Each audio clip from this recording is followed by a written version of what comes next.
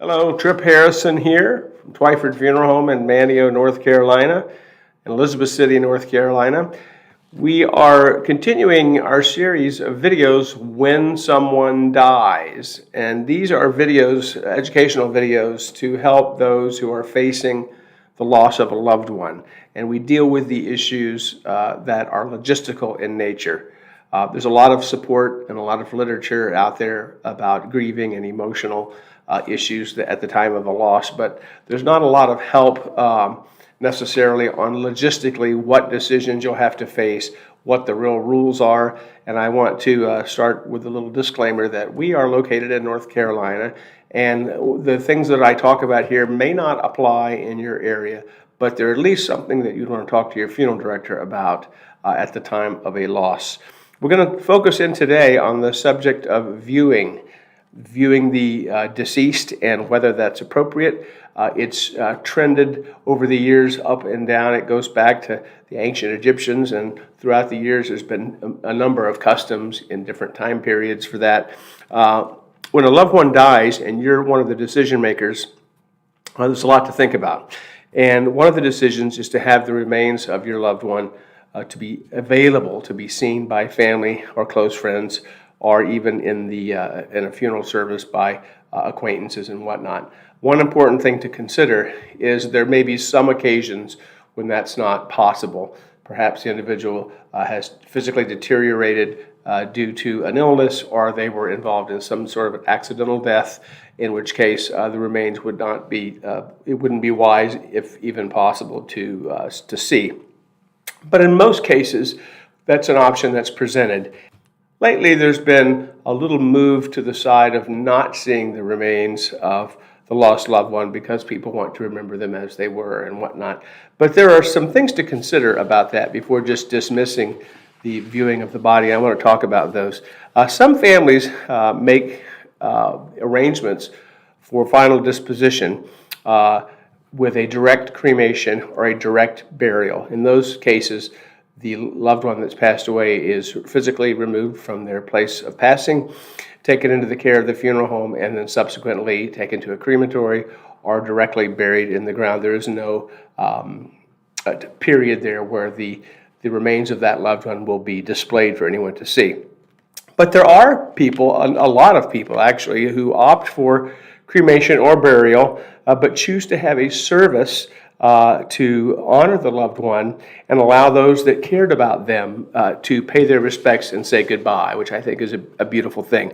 Most do so out of a desire for everyone whose life had been impacted or touched in some way by the person that died. And they want to be able to honor their memory in person. Most people have a natural desire to say goodbye, or I'll miss you, or have some closure in communication, which is obviously, physically at least, one way, but it's important in the healing process. And it's therapeutic to see the deceased in those cases, because it brings closure to us on a rational level. We tend to believe what we see, and for a lot of folks, that visual of seeing their loved one at rest and at peace is a way of having some emotional closure. So it's something that should be considered at the very least. Really is an important part of the healing process for most people. Many psychologists say also that it provides closure for the living and gives them hopefully a visual memory of their loved one at peace and resting. There are these events where we have the loved one, as they said years ago, they used to call that laid out, but we have them viewable by the public, are called viewings. And that's the term that we use in the industry when we talk about a viewing. And a viewing is where a deceased is placed in a casket, and there are rental caskets, yes, for those whose final disposition will be cremation. Their family can rent a casket, and it's not been used by someone else. The inside of the casket is individual to that person. It's just the frame. And it allows the family and friends and those who love that person to come and see them and pay their respects and say goodbye, and then ultimately honor their wish of cremation. There's a great agreement in the industry that this visual confirmation of the end of earthly life helps mourners to have more closure more quickly than those who do not.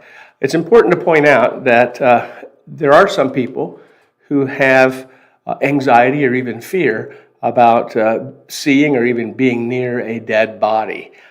Some of that is natural, and people that aren't familiar with loss and death and have never encountered it before up close, which is usually younger people, those folks will have a little anxiety typically. And no one should be forced into a situation that makes them feel uncomfortable. I want to be clear about that.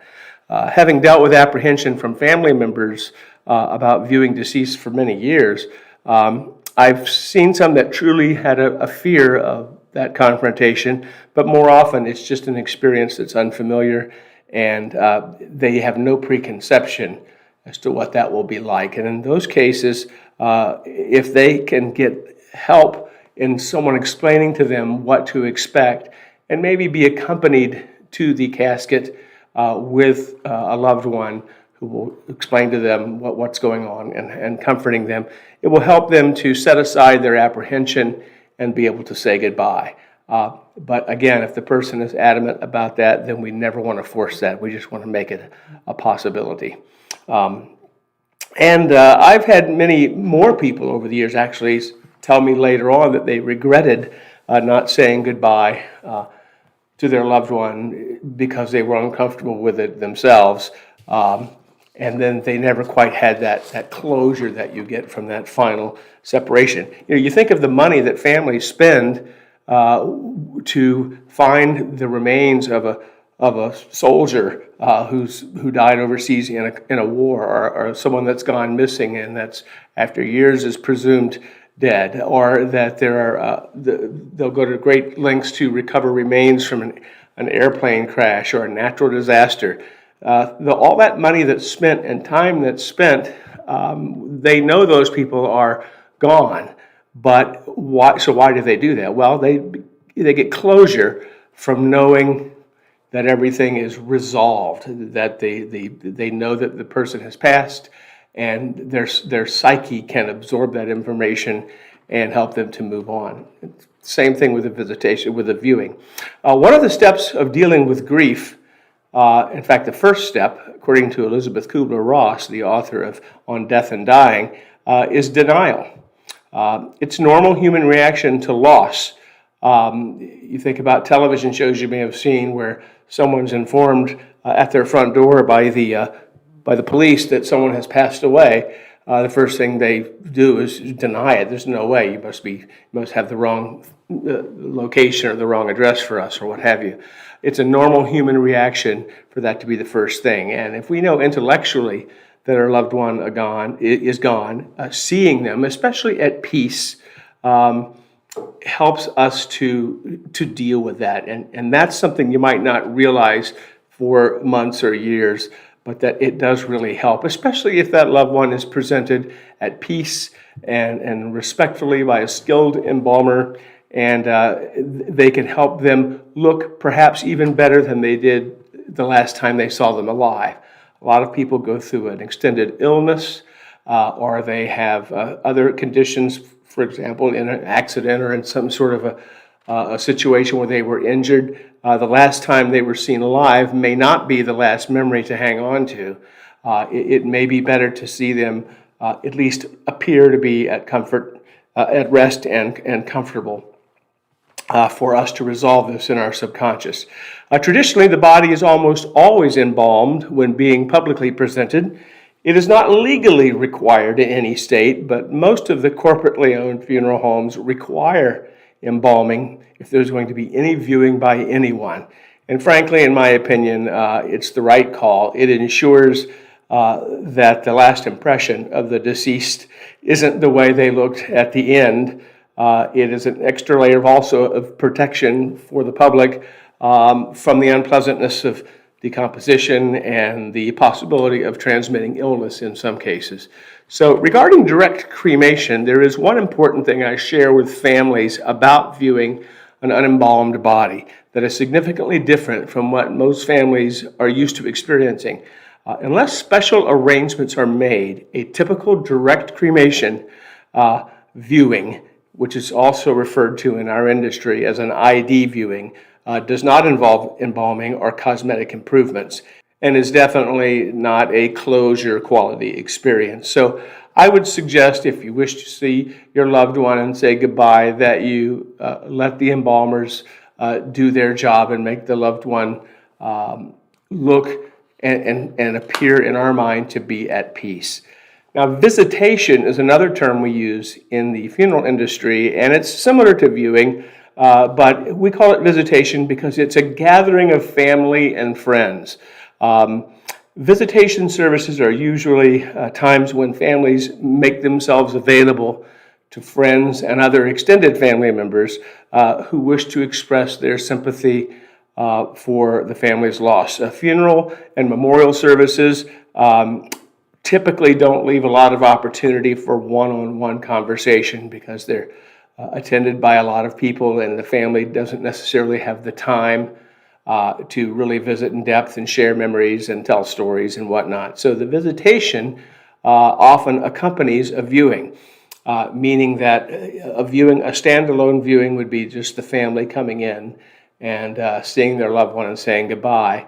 A visitation might include perhaps a little family time in the beginning, and then opening it up to family, friends, and the public for those other folks who are a part of your lost loved one's life to come in and say hello and to the family and greet them and offer their support and to say goodbye to the deceased.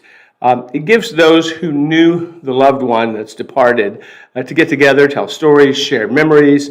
It often includes people that the family may not have seen in some time. So most immediate family members that find this gathering of family and friends to be essential for emotional and sometimes logistical support.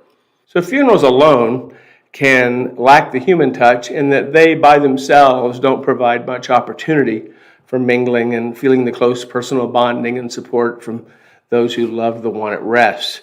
So many families opt to have a viewing and visitation together. It's either done a day or two before the actual funeral, or in some cases just a few hours before the funeral.